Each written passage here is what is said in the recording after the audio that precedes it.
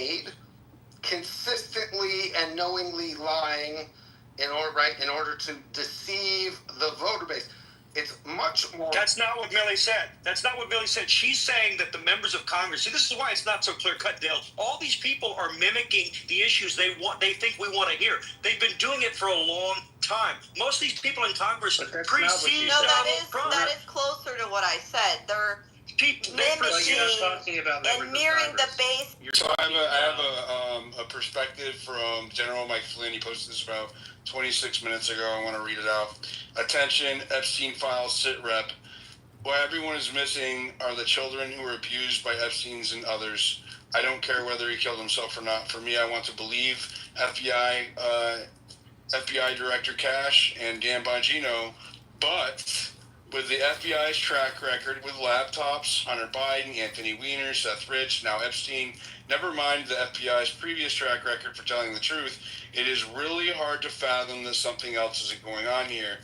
I think needs to be an incredible, transparent briefing to the American people immediately by the DOJ. The lack of trust in the FBI and DOJ is so thick you can cut it with a knife. Come on, guys, you people, the American people are not stupid or afraid to know the truth. I couldn't agree more. Well articulated. Let's go to Philip. He was waiting patiently with his hand up. He doesn't always do that. And the general texted me back, by the way. He said he's not doing media and he'll try to get it here. Hey, excuse me. It's my answering me a question. Yeah. Go ahead, Chad. What were you saying? Chill, Philip. You can bitch all you want. What were you saying, though, Chad? The general texted you back what? Glitch. He texted me back, said he's doing media. He'll try to get in here. Sweet. Awesome. Thank you very much. Awesome. That's great. Can I go ahead. No, Philip's turn. I call him Philip. I don't know if you can't hear me, Emily. Go ahead, Philip.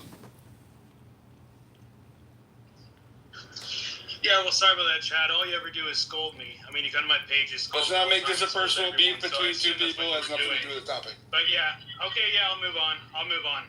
That sounds hard. So, yeah. So the issue I have with all of this is people are still going to be telling us how we have to feel about this. They're going to be telling us how we have to react to this.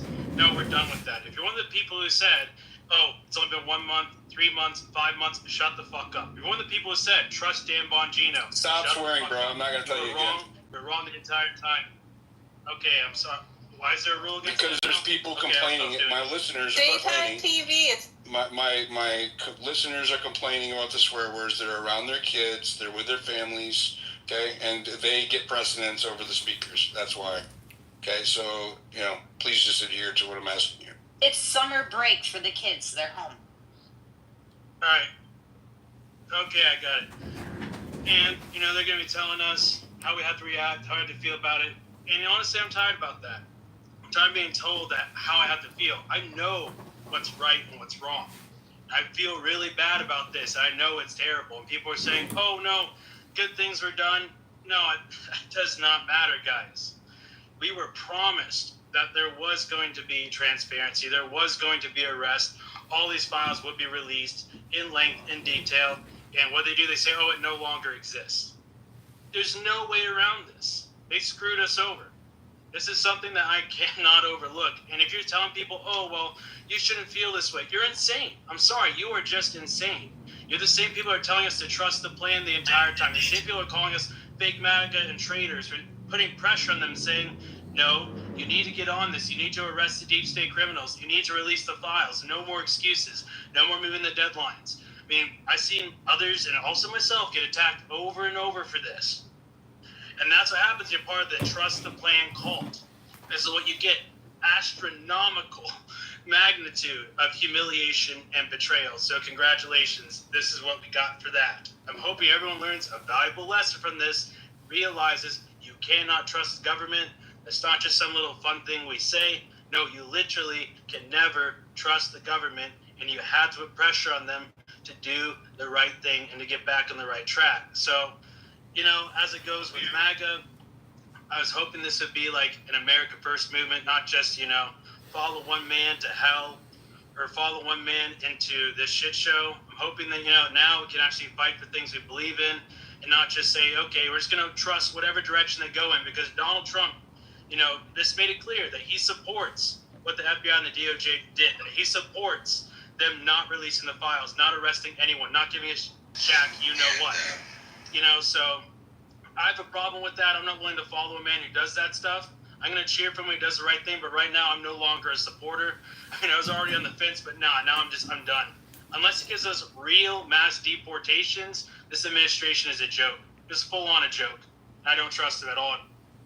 You're allowed to feel that way. Thank you, Philip. Go ahead, Michelle. You've been waiting patiently. Sorry about that. Hey, that's no problem. Thanks, Diligent. It's been a while since I've been in a space, but this has been great. I've really enjoyed listening, and I love your passion for this issue. I was sitting here thinking as I was listening the last hour or so about what a convergence we live in this time right now, where there are people, and I so appreciate you for this, who will just stand for truth alone, let it stand alone, not get into parties. And this is what I think. I believe in America. I believe in the experiment. I believe in the Constitution. I don't think in terms of having to burn it all down, but I do wholeheartedly agree with Dustin that this has to come outside. It has to be pressure put on outside of either party or voting our way into or out of this. I'm from Omaha. I live in Kansas City now. So I did a deep dive about 15 years ago on the Franklin cover-up. And I often think of what it would have been like had we had the access to social media and getting the word out and doing research, had it been at that time. Did you know that King, the guy, the kingpin of that, he never served more than 10 years. They only got him on financial charges, never anything sex or sex trafficking. And he probably ended up in DC. Nobody even knew where he went. So this is decades of getting away with these degenerate, reprobate sexual deviancy that has harmed children and has led to many deaths and sexual exploitation and devastation in our society and around the world. And I think that this is exactly what we need. I don't know where things are going to go from here, but I do think that this is the way to do it, is to keep the pressure on. And somehow, even though we don't see what's going to be the way that this is going to, how is this going to remedy? It doesn't even matter if we know the way or not right now. We have to keep putting on the pressure. And hey, I'm an Andrew Bailey guy. I think really he should have been the one instead of Bondi. He's a military he's an operational guy, and I really hope we can get somebody in there for AG like that. I think that these AGs, these prosecutors, should get full protection. I think their families should be protected. I think it should be just like security detail. I think that they definitely need to be brought to justice within the justice system, but it has to be so these people who are prosecuting, I'm sure their lives are getting threatened. I'm sure their families are, but this is, I never got into the Q movement, but thank goodness for the whole cabal thing and all the videos, and we know this cabal of sexual deviants that have preyed upon. It's fueled the abortion industry. It's fueled the, it's just awful. And I'm really thankful, Diligent, that you're here. I've enjoyed listening to everybody. Millie, Chad, all of you guys. Dustin, thanks, guys. The Attorney General does have a security detail. Yeah, we know that. They all do. All the cabinet members do. Go ahead, Emergent. Hey, appreciate it. Yeah, I just wanted to kind of riff a little bit on what some others saying, Dustin in particular. And I think that there's kind of if you just kind of take a step back here and just look at reality and politics such as it is, and we, most of us have been in this sphere and commenting on this for the last few years. And I think there is an underlying, I always listen to, there's the people that are, delusionally optimistic. Oh yeah, Trump's going to give us everything. He's going to lead us into battle like Genghis Khan, and we're going to take everything back. And then there's the doomers that are like, oh, Trump is just a psyop to make us think that he's, he's just a psyop for the deep state so that we think we're going to get stuff and we're not going to get anything. And I think the answer inevitably is somewhere in the middle, because politics is inevitably the art of you're trying to negotiate between the base and the supporters who elected you, and the voting blocks that put you in office, and the entrenched interests that, to one degree or another, are also their key supporters, right? And I think that what this reveals is, I don't think it means Trump is in on it. I think what it reveals is that the blackmail ring, the Epstein client list, what it reveals is that they are, at least for now, an entrenched enough interest that Trump either is not prepared to deal with that, or he does not believe he can at this time. And, it might be something that I think that's a very difficult pill to swallow, but I think at a bare minimum, that's what everybody should be. It's a bitter pill, but that's what everybody should be swallowing at this point. I don't think that means that we're not going to get anything we want, and I do think Trump is still going to make progress on some of the issues that he has been working on, but I think that's the reality. Also, how humiliating this is. Everyone who voted for Donald Trump and this happens, it's humiliating. And it's just not right to do this to his own voter. Yeah, I would. I don't see. How do you think the Democrat fundraising efforts are going right now? I bet you they're going pretty well. I'm not denying that this is a black stain. I don't think it means voting for Trump over Kamala Harris is humiliating. Frankly, I don't regret my vote. I think that's ridiculous to take.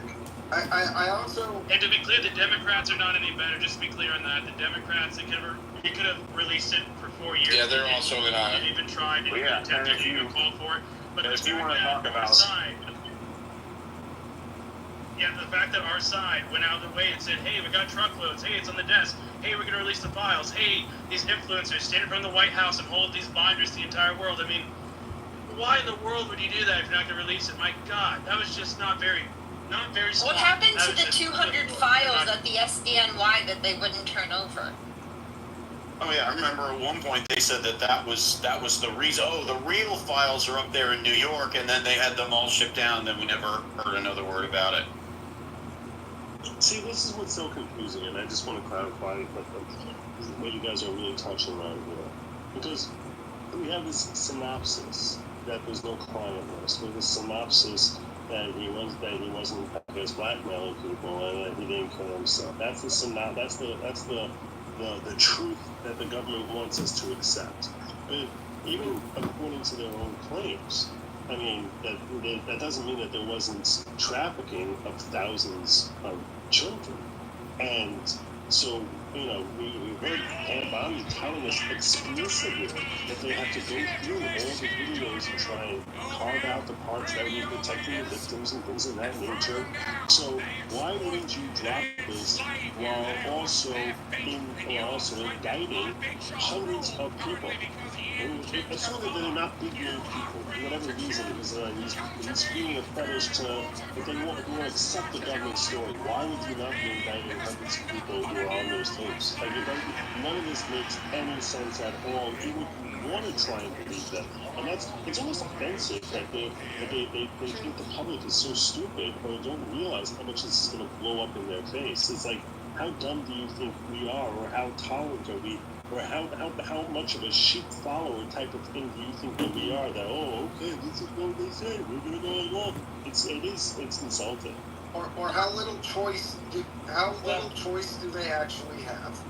And again, this is why I just encourage everybody.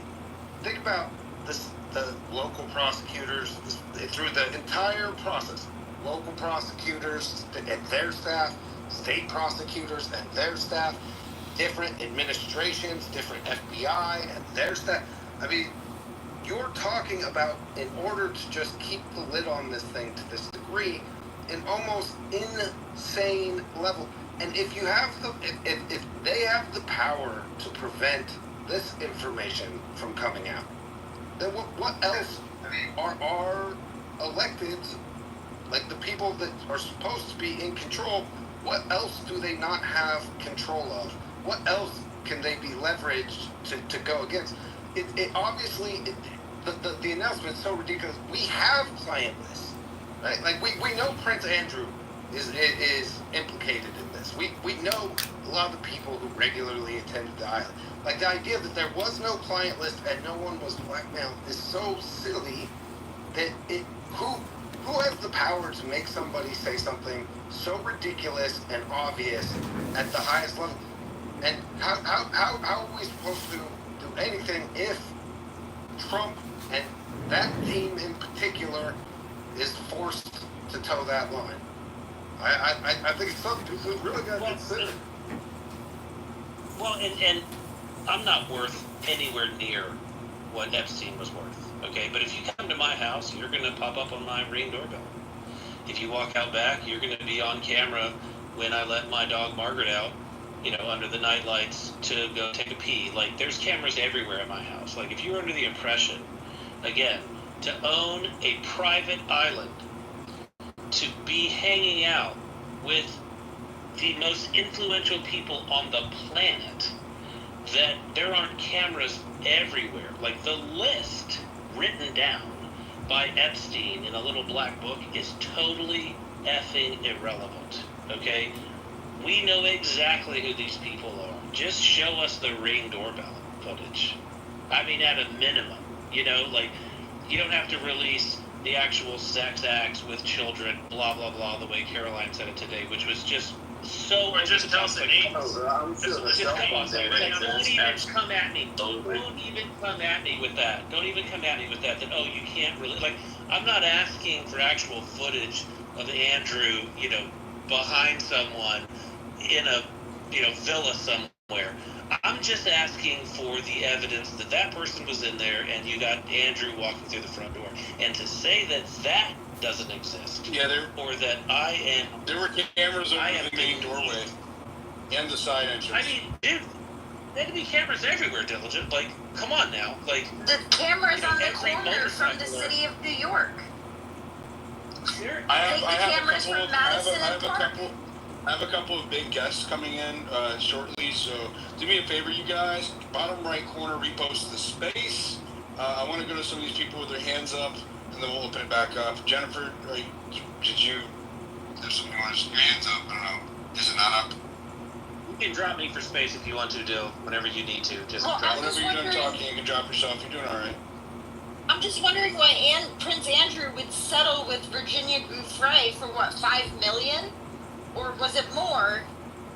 If like, there was no, fire where there was smoke. It just seems weird that you would settle with someone. Yeah, and she's dead. But look at how many, like I pointed out before. And that didn't work. She shot herself, right? Yeah, but listen, the point is that all of the people who have been associated with Jeffrey Epstein, including Epstein, are now mysteriously dead.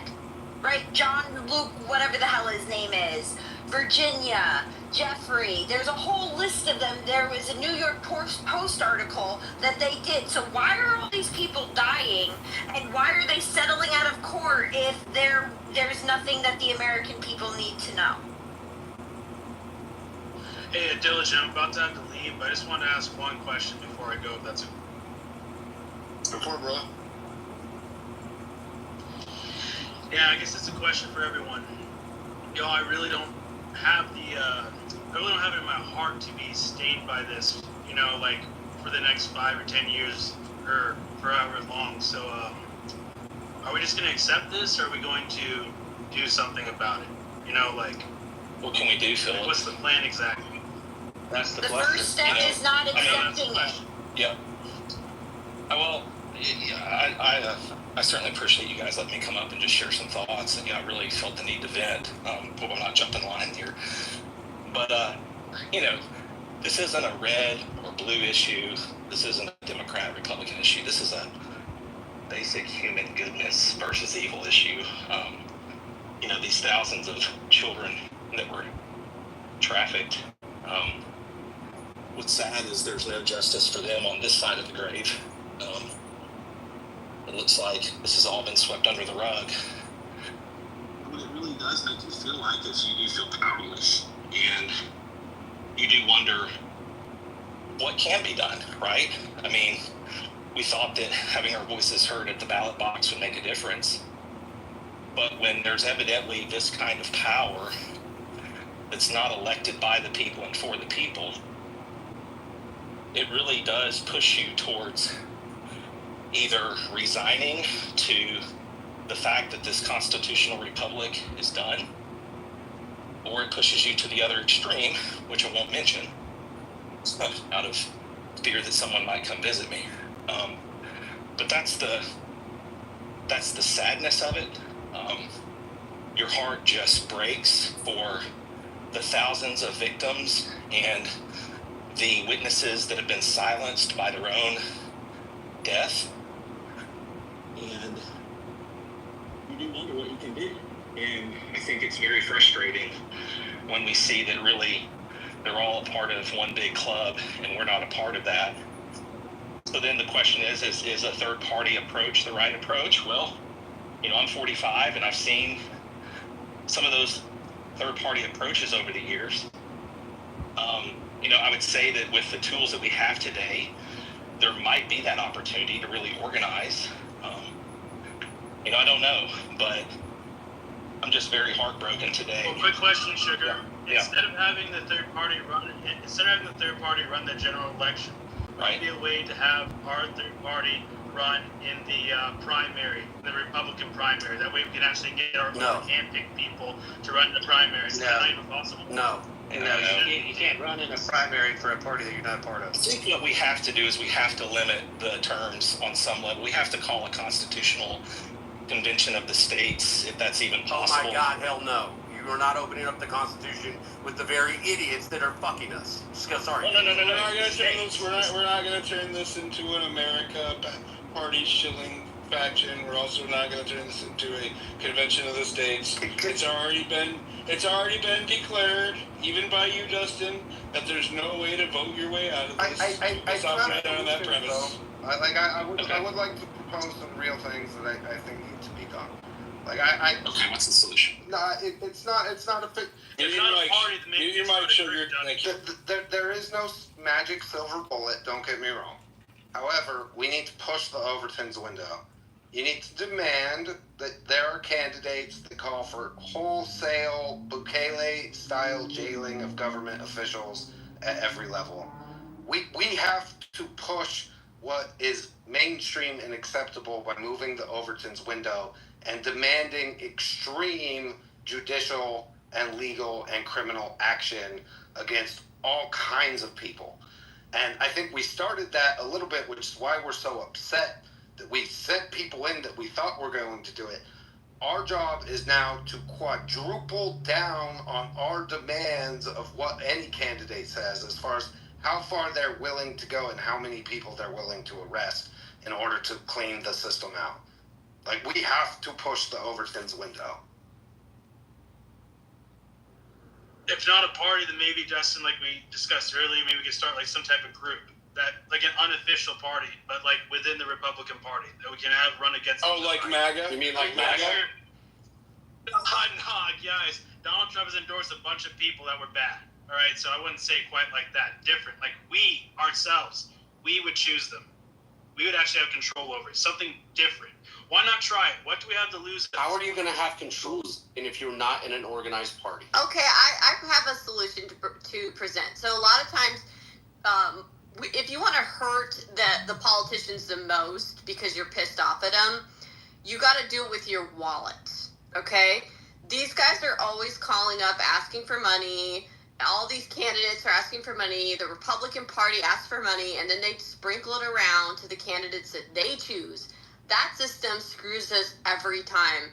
We need to, we could have a PAC or something that vets and selects good, actual patriotic candidates that we know aren't freaking bought off, and then they could endorse them and they could fundraise to that PAC or something, and then get behind those candidates individually. Or if you don't want to do it that way, you could just find the candidates individually and donate directly to them. But if you cut off the money supply to some of these other politicians and parties, that's going to hurt them the most. That's why I always say vote with your wallet. Yeah, I got to go. Diligent, thanks again for having me. And I really do think we should be willing to think outside the box on this, guys. I mean, seriously, isn't that how a lot of changes are made? Thinking outside the box, trying something a little bit different. I mean, if we fail, we fail. If we keep doing the same thing we do again and again, then we're definitely going to fail, right? So why not try something a little bit new?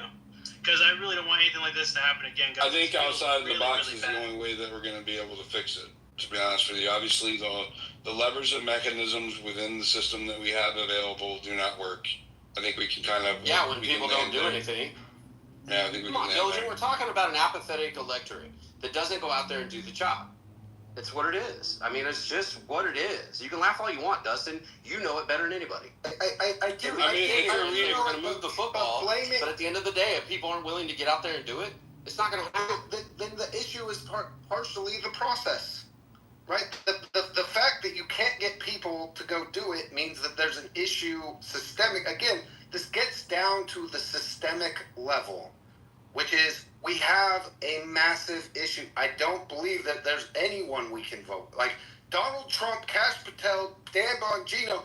I mean, who are we supposed to go vote for that's going to go in and spend the kind of time reassuring us that they are focused on these issues, that they believe in them, in long-form content, in short-form content, in their own content. I just, for me, I don't know that there's any... Like, I don't know how we vote this out.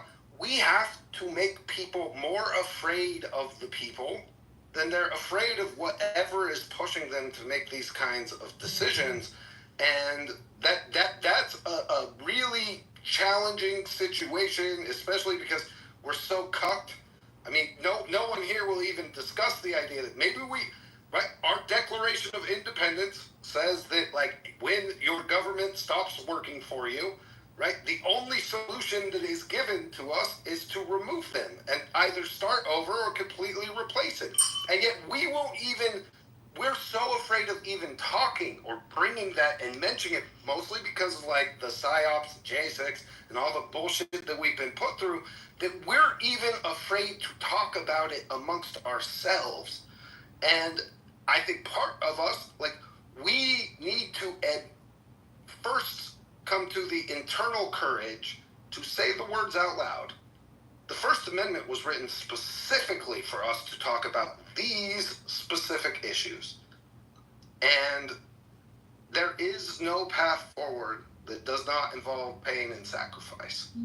At the end of the day, we either, like, there will be people who suffer and there will be pain, and, right, you will come under attack again and again, like many of us have for a long time, in order to, like, advance it. But it starts with us having the courage to say the words out loud. And I can't tell you how many times in this space alone I've heard people self-censor having a discussion about maybe it really is time for us to take them all out simultaneously, not violently, but also not... I mean, I've heard numerous people on the stage say that if it needs to all burn down in order to fix this, then it needs to all burn down, including Chad and myself. What does that mean? I mean, let's talk pragmatically, okay? Dustin, Exactly. Dustin, I want you to speak plainly. You say that we shouldn't self-censor. I want you to speak plainly. Are you suggesting violent overthrow of the government? And I'm not asking this. If you tell me you don't want to say that out loud because you're afraid that the FBI is listening to you, I understand that. But I'm just asking you, like, what is it exactly that you're saying? I'm saying that maybe we need to continue to show up until we shut it down, right? Like, at some point, we have to take to the streets and demand wholesale change. Again, what I'm proposing here is that this is a system. Isn't that what J6 did, though? It's exactly what happened with J6, and we paid a terrible, terrible price for that. Lots of people paid a horrific, life-altering price and sacrifice for it. But if there's ever been an issue that, like, we need to show up and we need to continue to make noise and make things not work until, like, it comes to a head and some things change. What more usurpations do we have to suffer before we say, you know what, like, I would rather go in and the risk of the psyops and the infiltrators and the agent provocateurs and everything else in order to start showing up and just continue to push and push and push. Because honestly, all of this talk like, oh, well, we're going to organize and we're going to, like, get a bunch of people to go vote. Until we start, it starts with talking, and then it starts with protesting in person, and then it starts with not accepting the abuses that come with those things. And no one's got a crystal ball, so I'm not saying that it definitely leads to violent revolution or whatever, but is anyone going to D.C.? Is anyone going to go protest outside of somebody's office? Or are we going to protest outside FBI offices? Or Elon Musk, if you're listening and you want to help us fund an operation where people can afford to do that, I will gladly go protest against the Epstein files not being released, and I'm sure a lot of other Americans would. And I would help organize it, right? And I would set all other political differences aside with anybody who wanted to fucking stand. I'm sorry for swearing. Anybody who wanted and had the courage to come stand with us, I would 100% come back and do it again, and make the call and do all of the things that we do to have the best, right? Like all of the peaceful protests that we've done for, you know, January 6th was the third of 3 DC rallies that were massive. I think we need to call people back out. I think this is a big enough deal, and I think that the message that would be sent to see a bunch of us Trump supporters and MAGA people showing up while Trump was president because we were so outraged, I think that would cause a stir and make noise that would be impactful in a way that just staying safe and talking about it in the comfort of our little bubbles online, it's not enough. It's just not enough. And if anything, hopefully it would send a chill down the spine of some of these pedophiles on the client list that the people are freaking coming for you. Let me go to Michael Tracy real quick. I would really like your opinion on this, Michael. Go ahead. Hey, somebody just sent me the link and suggested that I speak. Yeah, I sent an invitation to Ben. He might be busy though. So. Okay. So I would assume that this quote-unquote take I'm about to give is going to be very different from what has been mostly said on this space. So just give me like a minute or two to expound, if you don't mind. Go ahead. So there became a point at which, from my perspective, the Epstein saga morphed into mythology more than something that was connected to reality. Now, am I defending Epstein? No, there is plenty of evidence that he was a dirtbag, that he procured young or underage or teenage girls for himself because of some weird fetish that he had, and most likely was guilty of a variety of criminal offenses stemming from that. However, the mythology stems from this assumption that's been so stridently believed for so long, especially on places like X and other online circles, that the Epstein saga must encompass a huge range of powerful people over whom Epstein had blackmail and had incriminating evidence of engaging in illicit sexual behavior with children or underage people. And there's just not a whole lot of evidence backing that latter part of it up at this point. There is, though. Let him finish. That mythology really in large part stems from the original marquee accuser, Virginia Giuffre, who, over 10 years ago now, rattled off a huge list of prominent individuals to whom she claimed she had been trafficked. One of them was Alan Dershowitz. Now, leave aside one's feelings about Alan Dershowitz on any other issue. The fact is that between 2014 and 2022, Virginia Giuffre accused Alan Dershowitz of depraved criminal conduct, criminal sexual conduct, only to eventually admit in 2022 that she had falsely accused Dershowitz. This is the main accuser whose claims basically form the foundation for this entire ever-evolving mythology. Did you hear a lot of press coverage, really, to the fact that in 2022 the chief Epstein accuser had to admit that she was serially fabricating a false claim of sexual criminal conduct against a prominent individual? If you look for it, maybe you could see it. I commented on it, but it really did not seem to penetrate the consciousness much of people who are so invested in this story. Was he involved with a lawsuit with Dershowitz over that? Well, yeah, there were lawsuits and then counter lawsuits and defamation suits, and it eventually got settled.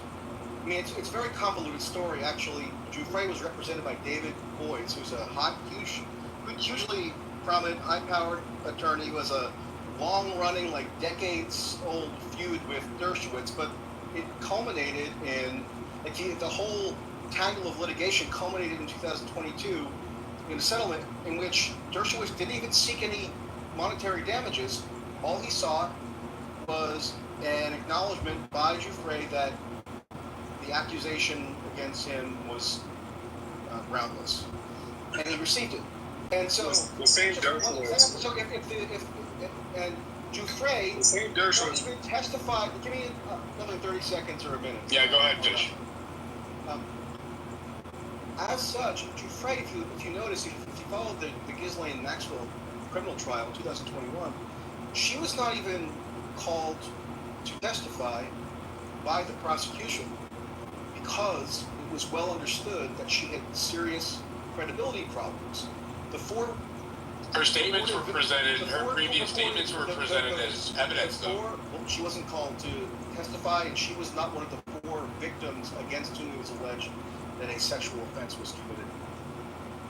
And Giuffre, unlike the 4 purported victims who were called to testify by the prosecution, Giuffre alleged widespread trafficking while those 4 did not. So the ones that the prosecutors actually had to prove beyond a reasonable doubt were credible enough to convict Maxwell did not even allege that they were trafficked to a third-party individual, so somebody beyond Epstein. And that's the core of this whole drama that we're in now, right? People think that there's this mass cover-up of the deep state or whatever, of this extensive list of powerful individuals who have been caught engaging in this illicit conduct and now are going to have their crimes covered up in perpetuity. And I'll agree with any people who want to complain about members of the Trump administration and right-wing media, Dan Bongino, Pam Bondi, etc., teasing their audiences with this idea that some major revelation was going to be on the offing now that Kash Patel and Dan Bongino got in there to clear out the deep state and finally bring justice to all the children who were victimized or whatever. That's not really, from my perspective, them participating in a deep state cover-up. It's them just engaging in standard political charlatanism, because that's what Dan Bongino was, as like a Rumble or talk radio host who was just feeding red meat to his audience. But then once he actually has to filter his podcast ramblings into the higher evidentiary standards of the criminal justice system, then of course he abandons all this scintillating teasing that he had just got done. So I'm not claiming I have the final story on everything related to Epstein. I just think that a lot of this really is overblown. And if you don't even, just to conclude, like last sentence, if you don't even allow for the possibility that the depiction of this whole story has been exaggerated by political charlatans to get everybody excited and think that they were going to be combating the deep state by electing Trump again and getting, tenacious deep state opponents like Kash Patel and I just want to correct something you said. In 2019, Dershowitz. In 2019, Dershowitz did seek monetary damages against Giuffre for defamation. So one thing that you said was incorrect, which was that she settled on the premise he wasn't seeking monetary damages in the lawsuit, and that she withdrew her statements without the threat of monetary loss. However, this is publicly available knowledge. In 2019, Dershowitz did file a defamation lawsuit seeking monetary damages against Giuffre. So that is some important context. I should clarify just to say that the final settlement did not entail. But there was a threat of massive money. But there was a threat of massive monetary loss. But at the same time, if you had been accused for nearly a decade of engaging in illicit sexual predation against minors, and the accusation was false, would you not be within your rights to potentially? I'm not saying that he wasn't. I'm not saying that he wasn't. But okay, I'll take that I'll take that clarification. I should have been more precise. Yeah, because it adds to the weight of that she didn't just abandon her position willy-nilly without the threat of some kind of greater loss, as it was being suggested. So I just wanted to clarify. Good Logic actually went to Ghislaine Maxwell's trial, so you can comment more to this than I can. Go ahead.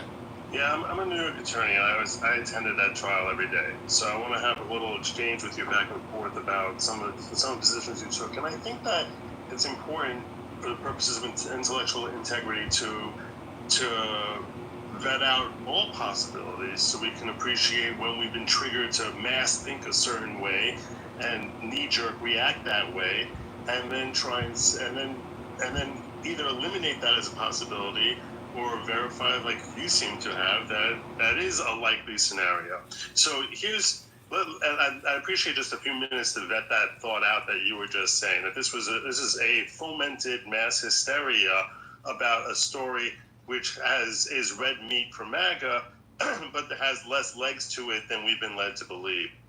And the reason just to clarify, and I'll let you go, but I'm not saying that it's entirely mass hysteria. Obviously, Jeffrey Epstein confessed to procuring young girls or teenage girls to gratify his sexual desires. So right. I'm not claiming that part is hysteria. Right. It's the broader mythology that's been constructed around it. The mythology that involves third parties, which is really the key element here. Correct. Whether or not that this entire scheme was designed to feed his individual tastes, or it had a much broader agenda of trying to feed the appetites of other people who might have similar perverted sexual taste that he has, and then blackmail them, extort them, or ingratiate them and himself with them one way or another.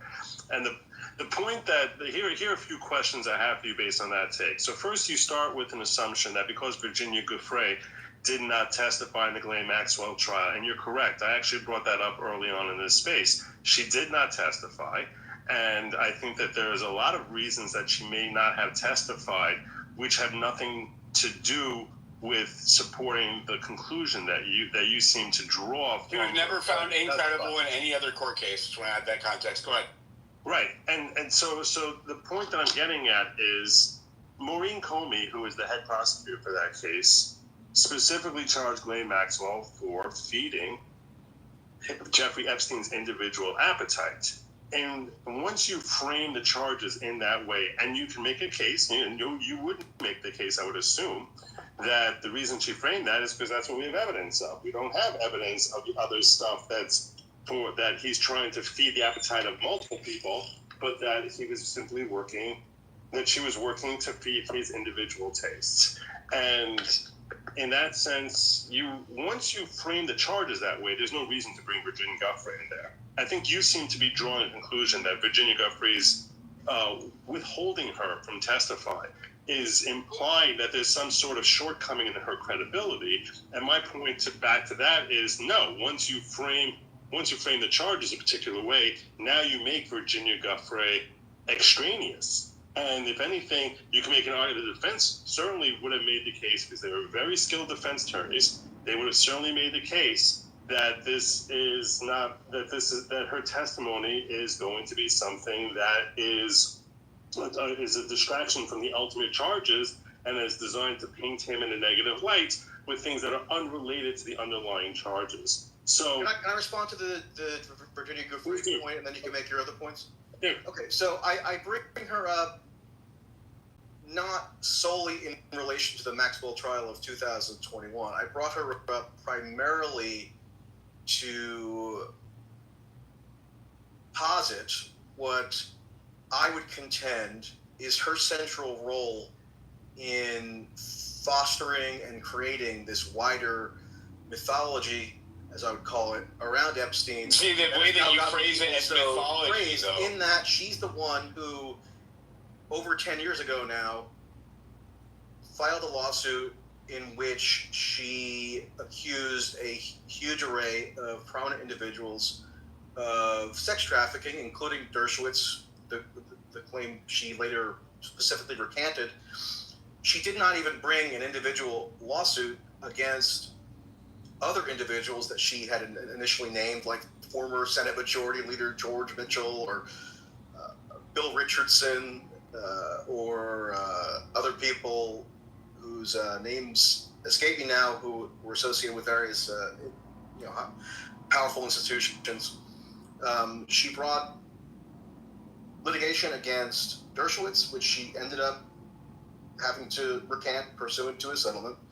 She did bring litigation against Prince Andrew, who was in the middle of a enormous PR crisis after his infamous BBC interview, when he was obviously not a very he didn't put on a very sympathetic or persuasive performance to most viewers.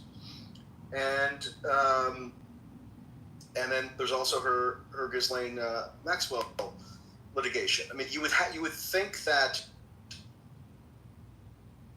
her other accusations against a whole slew of powerful people to whom she claimed that she had been trafficked had been amply established by the factual record up to this point, given the knee-jerk reflex so many people have to assume that if the quote-unquote Epstein files are not being released as promised, that must mean that there's this huge universe of powerful people whose sexual depravities have been covered up by the Trump administration. And I just think that's not well founded in the actual the way that you frame it. Hold on. I want to push back on something you said. The way that you frame it as mythology completely undermines the possibility if there is any factual basis to it or not, right? You're not leaving the door open for potential evidence when you're framing it as something that's completely fabricated from beginning to end because it's based in a history that's long lost to us, right? When I call it mythology, that's the way you're I'm not framing saying it. that every last aspect of the Jeffrey Epstein story is literally fabricated, but things that have a core of truth to them can then take on mythological components over time as they get exaggerated and put into like a popular lore that's sort of divorced from So do you the think actual that record. That's what do you think that Giuffre had the resources to take on all of these individuals that she named in this so-called network in lawsuits, by herself? Well, having David Boies as her lawyer is a pretty good resource, isn't it? And she was successful in many regards, correct? She succeeded against Prince Andrew. Yeah. Prince Andrew settled with her quite extensively. Right. So like £12 million. So that actually shows right there were third parties involved, which counters what you were alleging earlier. Right. There's the one third party that did settle was Prince Andrew. So why would you settle if you were innocent? If I were Prince Andrew's lawyer, I probably would have advised him to settle too. He has the royal family's frequenting that particular the Manhattan the New York residents numerous times. He admitted that himself on a different occasion. Like in the context of all of that, that would actually show that she was credible in her statement, especially when you couple it with all of the settlements, right? Like there's far more evidence. Hold on. There was two settlements. There was also a settlement with. There was also a settlement with. There was numerous settlements from the estate as well as banking institutions on the condition that the parties who settled with did not come forward and identify themselves. You don't know that she wasn't one of them, right? We do know publicly there was one settlement, but there's also other settlements that occurred where the parties involved weren't named under a non-disclosure agreement. Okay, can we agree on that? I'm talking about third-party individuals whom she claimed she was trafficked to. Correlating evidence that supported her claim. Can we agree on that? Can I help? Well, I mean, look, can I ask you, like, the fact that she, after 8 years, she finally conceded that she had falsely accused Dershowitz, one of the two people, the two third-party individuals she brought a lawsuit against, claiming she had been trafficked to him. Does that not cut against her credibility at all? How do you weigh that? Is that just disregarded? It could have been that she just didn't have the evidence making a statement in settlement retracting because she essentially lost the case. Well, yeah, I mean, unfortunately, you need but evidence. But that doesn't necessarily mean that it didn't happen, does it? I can share with she you. admitted that she had falsely accused him for 8 years, so that's as close to an admission that didn't happen as you can get within the system.